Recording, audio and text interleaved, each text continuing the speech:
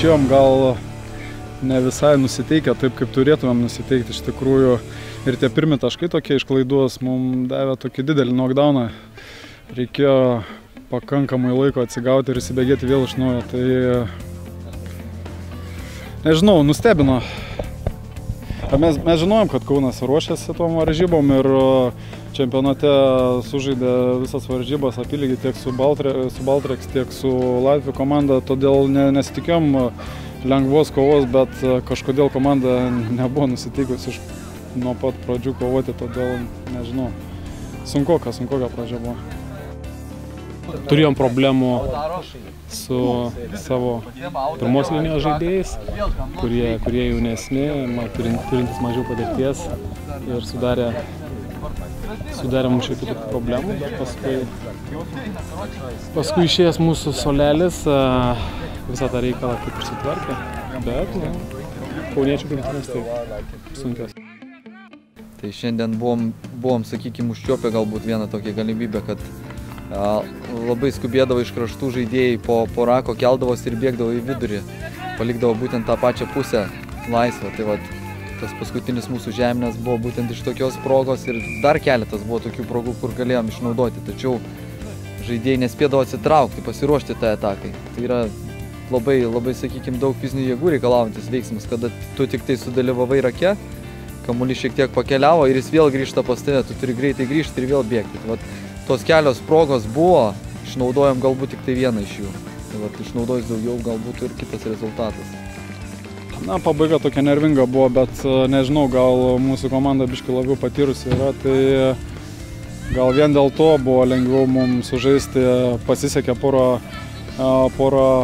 kamuolių perimti, žeminimą padaryti, taip pat baudas geras perspirti, kažkaip ramiau pasidarė. Bet gal dėl to, kad patirtis.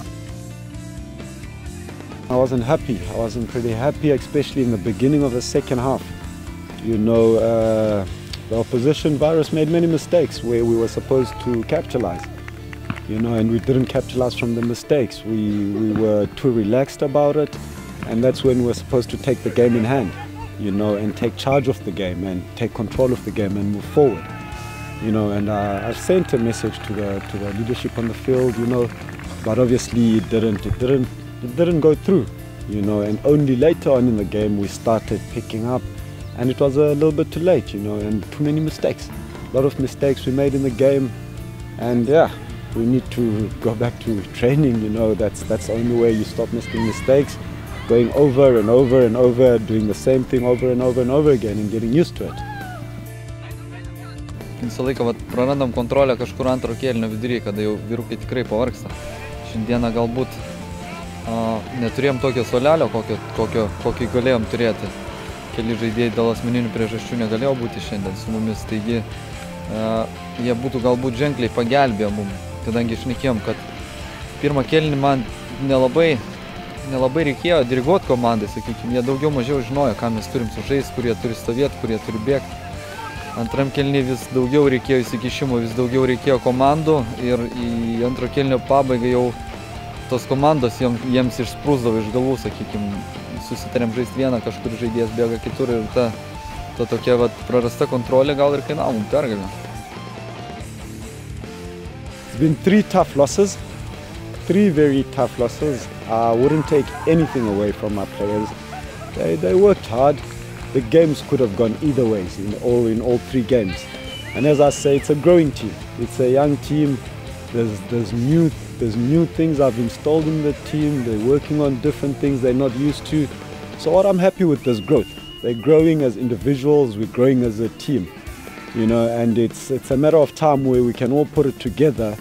You know, and become a formidable unit.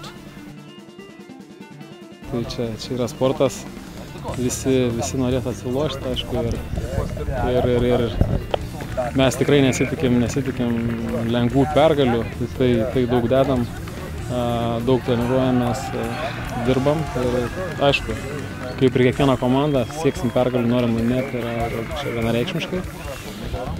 O kaip jau ten bus, parodys laikas, pamatysim.